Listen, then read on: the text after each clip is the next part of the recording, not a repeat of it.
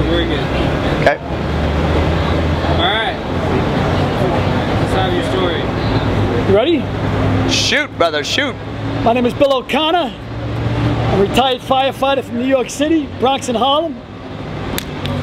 I'm not a politician. I'm not a demagogue. I'm not erudite.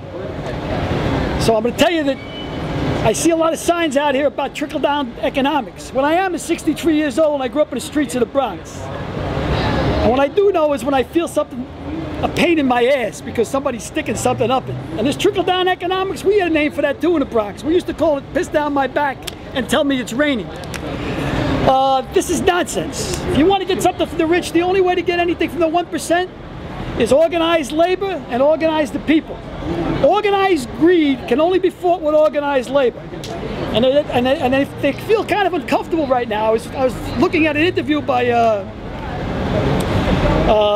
Congressman from New York, and he said that we can't allow these people to forge policy. He says, I was around in the 60s. He says, and they forged policy. We can't allow that to happen again. We got to take control of the streets. That's Peter King, representative from New York, called it a mob. Well, I'm looking around here, I don't see any mobs. I don't see any spike-haired hippies. I don't see any anarchists. I call these Americans. That's what I see. I don't know if Peter King is aware of it, but when he vowed allegiance, he vowed it to the Constitution of the United States. The corporations might be the ones that sign his check, but he still owes allegiance to the people of the United States. This is the First Amendment. First Amendment, Peter. Deal with it. It's the First Amendment. These people are peaceful, they're fed up, they've had enough. In the words of Let It Go, democracy's coming to the USA. And right now it's evident. It's out here. I hear a lot of people bashing unions. I even had people ask me today, they said, you know, a lot of small businessmen, you have a pension, you have health care. They don't have that. What do you say to those people? I say to those people, you live in the richest country in the world. You're asking the wrong question. Don't ask why I have health care, ask why you don't. Don't ask why I have a pension, ask why you don't. That's what you should be asking. They're changing the rich are changing, they control the media and they control the Congress. I can tell you this, I'm 63 years old, I've been around a long time, you don't see too many honest politicians. They call it the last refuge of a scoundrel. Well, you know, when Congress sits down to make laws, there's plenty of room at that table for lobbyists, there's plenty of room for corporations, and there's plenty of room for the congressmen on their payrolls. But the more money that's involved, I can guarantee you the less chance there will be a seat at the table for the people. The only way to get a seat at the table is to make some noise. And these people are out here doing it, and I think it's wonderful. They don't like organized labor. They don't like organized events, the rich. It makes them uncomfortable. But I can tell you something about the history of labor. You take people like Eugene Debs, you take people like Walter Reuther, take people like John L. Lewis, take the Monty McGuires, take people like Joe Hill. Some of those people died to get rights for these people. You don't like unions? They go to work 7 days a week. You don't like unions? Don't work an 8-hour day. Feel free. You don't like unions? Well then you know what? Take your 12-year-old out of school and stick him into a factory someplace.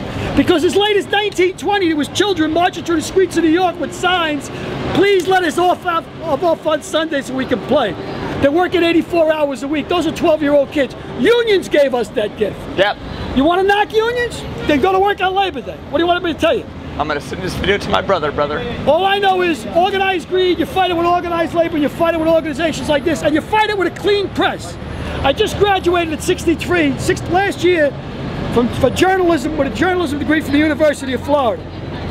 I learned in journalism that there's a dilemma for journalists today. Do they work for the people?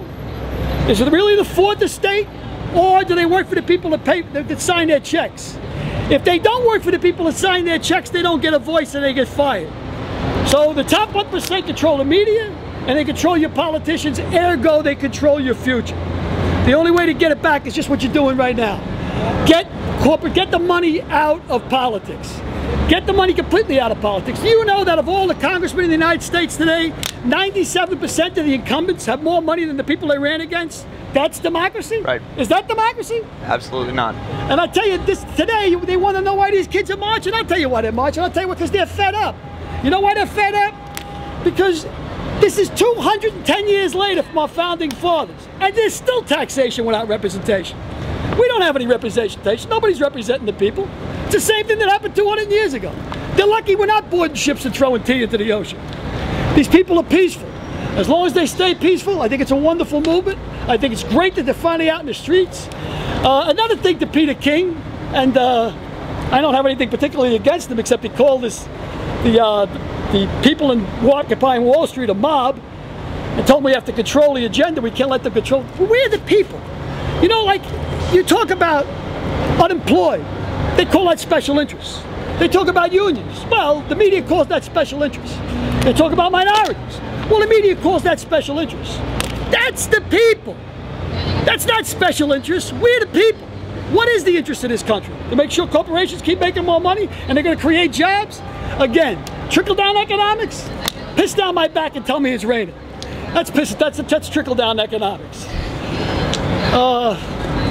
Nice. Because I tell you, I'm not talking for the people that are here, I'm talking for me. I don't believe in the comfort of opinion without the discomfort of thought. I believe you should think before you opine. And that's my opinion. I'm speaking for me. I'm not speaking for the New York City Fire Department. I'm certainly not speaking for the people of LA.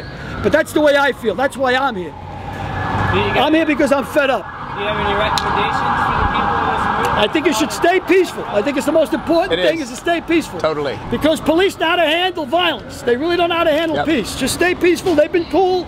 We stay cool. Yep. Your message should be heard. And I think it's a wonderful thing. I think this is what democracy is all about. This is the First Amendment. Congressman, you don't like it? Deal with it. That's what you were sworn to uphold, the Constitution. You weren't sworn to uphold the guys that pay, that sign your checks. That's the way I feel. That's me. My name is Bill O'Connor. Thank you very much for your time. And I hope my rant wasn't too offensive.